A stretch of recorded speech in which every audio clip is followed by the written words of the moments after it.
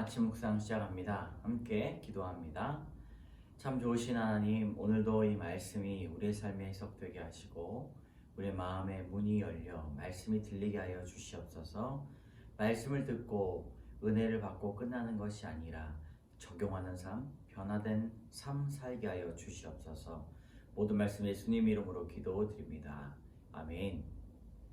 우리 침묵으로 마음의 문을 열어달라고 기도하겠습니다.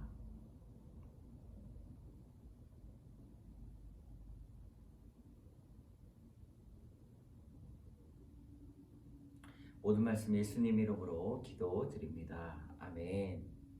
우리 오늘 함께 부를 찬송가 270장 1절입니다. 변찮는 주님의 사랑과 270장 1절 함께 찬양합니다. 변찮는 주님의 사랑과 거룩한 보혈의 공로를 우리 다 찬양을 합시다. 주님을 만나볼 때까지 예수는 우리를 깨끗게 하시는 주시니 그의 피 우리를 눈보다 더 이게 하셨네. 아멘. 오늘 하나님께서 또 출애굽기를 통하여 하나님은 어떤 분이시고 어떤 예배를 드리시기를 원하시는지를 알려주십니다. 우리 출애굽기 29장 1절에서 18절까지의 말씀을 함께 봉독합니다. 내가 그들에게 나를 섬길 제사장 직분을 위임하여 그들을 거룩하게 할 일은 이러하니 곧 어린 수소 하나와 흠 없는 수량 둘을 택하고 무교병과 기름 섞인 무교 과자와 기름 바른 무교 전병을 모두 고운 밀가루로 만들고 그것들을 한 광주리에 담고 그것을 광주리에 담은 채 그 송아지와 두 양과 함께 가져오라.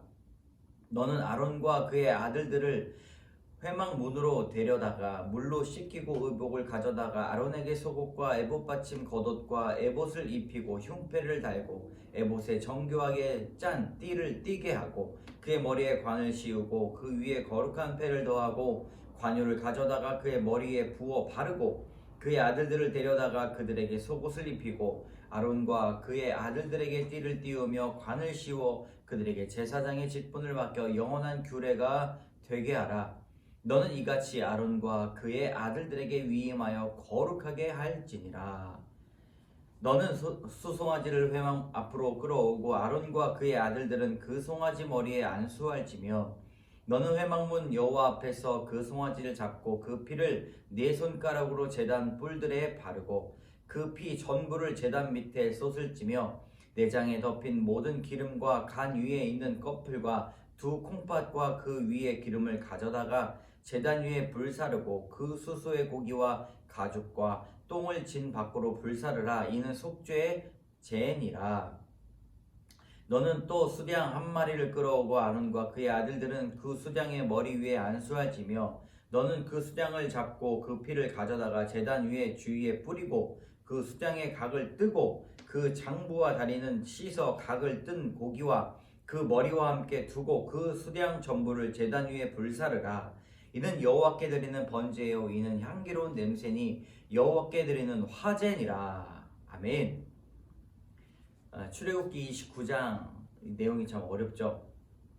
그런데 제사장에게 이제 아론 제사장의 직분을 맡기기를 원하셨던 하나님께서는 이 모세의 대변자가 되었던 변호사가 되었던 이 아론과 그의 아들들을 사용하십니다. 누군가를 섬길 수 있다는 것은 신실하게 하나님을 섬길 수 있는 여러 가지 순종적인 마음을 확인할 수가 있습니다. 그리고 어제 여러 가지 이 보석이 박힌 옷과 관과 띠와 이 어깨에 여러 가지 옷들을 이렇게 만들어 놓고 오늘은 그것을 입힙니다. 그들을 씻기고 그리고 거룩하게 하는 그런 여러 가지 위임식에 대해서 이렇게 말씀하고 있습니다. 그런데 이 제사장의 직분을 맡겨 이것이 영원한 규례가 되게 하라 해서 아론과 그의 아들들이 가지고 있는 영원한 규례가 바로 이 제사장의 직분을 맡게 된다는 것이죠. 그러므로 하나님께 위임받은 그들은 이 제사장의 직분을 온전히 감당하기 위해서 거룩하게 행해야 하는 것입니다. 자, 속죄제와 번제를 말씀하고 있는데 이 속죄제는 이 아론과 그의 아들들 이제 제사장 직분을 행하기 전에 속죄하는 그런 시기 속죄제가 행하게 됩니다. 자, 오늘 이 직분 위임식에 있어서 하나님께서 우리에게 주시는 그 말씀이 무엇인가? 그들을 거룩하게 해야 됩니다. 우리를 거룩하게 날마다 해야 됩니다. 어떤 직분을 행할 때, 그리고 제사장의 직분을 행하고자 할 때 가장 먼저 해야 되는 것은 그들에게 거룩을 가르치는 일이었습니다. 그저 좋은 자리로 가기 때문에 새 옷을 입히는 것이 아니라 우리가 날마다 거룩을 옷 입는 것이 얼마나 중요한지를 깨닫게 하려는 것이죠. 여러분, 아침에 할렐루야를 외치면서 일어나십니까? 아니면 오늘도 나를 거룩하게 하여 주시옵소서 주 앞에 외치면서 나갑니까? 이 말씀을 우리가 읽을 때 거룩이 옷 입는다 생각하시면 됩니다. 예수 그리스도의 옷자락을 만진 그 혈류병에 앓고 있던 여인이 그의 몸이 거룩하여졌던 것처럼 우리도 날마다 거룩으로 나갈 수 있다는 것이죠. 예배 나올 때 우리의 거룩은 무엇으로 시작이 됩니까? 믿음으로 시작이 됩니다. 그리고 거룩한 제사를 행할 때 우리는 제물 대신 예수 그리스도를 생각해야 됩니다. 그것을 담는 마음이 바로 예물이죠. 헌금이죠. 우리가 앞으로 나올 때 우리의 몸을 드릴 때는 믿음으로 드리고, 그리고 우리의 가진 것들을 드릴 때 헌금으로 드릴 때 우리는 마음과 몸이 주님 앞에 거룩을 옷 입는 그런 귀한 일들이 일어나게 됩니다. 마음을 주님 앞에 쏟으시기 바랍니다. 그것이 바로 거룩입니다. 두 번째로 속죄제입니다. 아론과 그의 아들들은 제사장 직분을 위임받은 후에 가장 먼저 속죄제를 드렸습니다. 회개해야 하나님 앞에 나갈 수 있다는 것이죠. 송아지 머리에 안수했는데 자신의 죄를 희생제물에 전가하는 상징적인 이런 행위입니다. 거룩한 제사장으로 세워졌지만 하나님과 공동체 앞에 자기의 죄를 고백하며 회개해야 된다는 것이죠. 자신이 거룩한 일을 하고 있다고 해서 거룩하게 되는 것이 아닙니다. 주님 앞에 무릎을 꿇고 우리의 죄를 고하고 회개할 때 우리는 하나님을 만날 수 있는 귀한 복이 있다는 것이죠. 또한 직분을 행할 수 있는 담대한 마음과 또 직분이 감당이 된다는 것입니다. 여러분, 진정한 회개를 통하여서 하나님께서 주시는 성결을 옷 입으시기 바랍니다. 제사장뿐만 아니라 제단도 속죄가 필요하다고 피를 제단에 발랐습니다. 거룩한 것, 하나님 앞에 나아갈 때 거룩해질 수가 있습니다. 우리가 스스로 착하고 성품으로 나는 좀 다른 사람보다 낫지 않은가, 나는 다른 사람보다 대단하지 않은가, 나는 착하게 살아서 나는 그 생각으로 죄를 지지 않나 라고 하는 것이 거룩이 아니라 하나님 앞에 엎드려서 주님, 나는 죄인으로소이다 라고 회개하는 그 성결한 마음, 그것이 바로 주 앞에 나갈 수 있는 귀한 믿음입니다. 여러분, 오늘도 이런 회개의 덕목을 통하여서 하나님을 만나는 시간 되시기를 바랍니다. 하나님 앞에 모든 사람들이 죄인인데 회개하는 자, 돌이키는 자는 하나님 앞에 나갈 수 있다는 것이죠. 오늘 묵상 간증, 난 제사장 넌 속죄제물, 어떤 이런 제목이었을까요? 한번 내용일지 보도록 하겠습니다. 대형 회계법인에서 근무하는 저는 특정 사업권을 전담하는 컨설팅 본부 창설을 주도한 적이 있습니다. 당시 적절한 인원을 선발하고 본부를 세팅하고 프로젝트를 수주하는 등 저의 몫이었습니다. 그리고 얼마 지나지 않아 최고라는 명성을 얻게 되었고 여러 가지 어려운 일들도 인정받고 대형 컨설팅 프로젝트를 수주하였습니다. 그렇게 저는 본부는 밖에서 영향력 있는 유명인처럼 명성을 얻었지만 그즘 안에서는 미묘한 갈등이 생겼습니다. 그간 실력을 쌓은 동료들이 일에만 집착하는 저보다 칭찬 격려를 하며 사람들과 잘 어울리는 다른 동료를 더 따랐기 때문입니다. 이에 저는 어떻게 고생해서 만든 본부인데 어떻게 가르쳐서 이 수준까지 끌어주었는데 감히 나를 배신감을 들었습니다.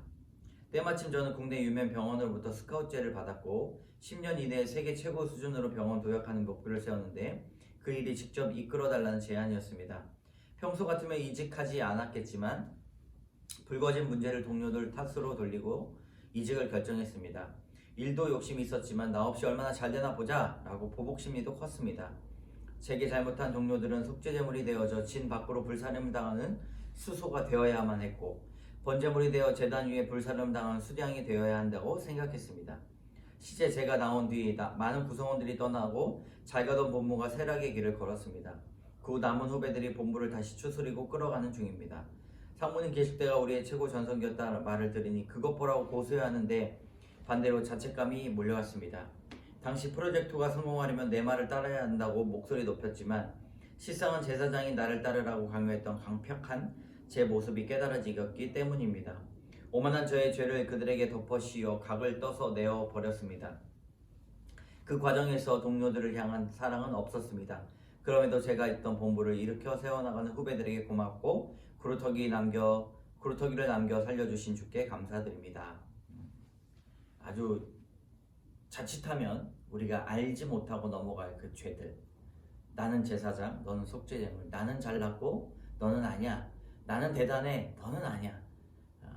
나는 옳아, 너는 글러 라고 이야기하는 그런 안타까운 믿는 사람이지만 그렇게 말씀을 해석할 때도 많이 있습니다. 목회자들도 마찬가지죠.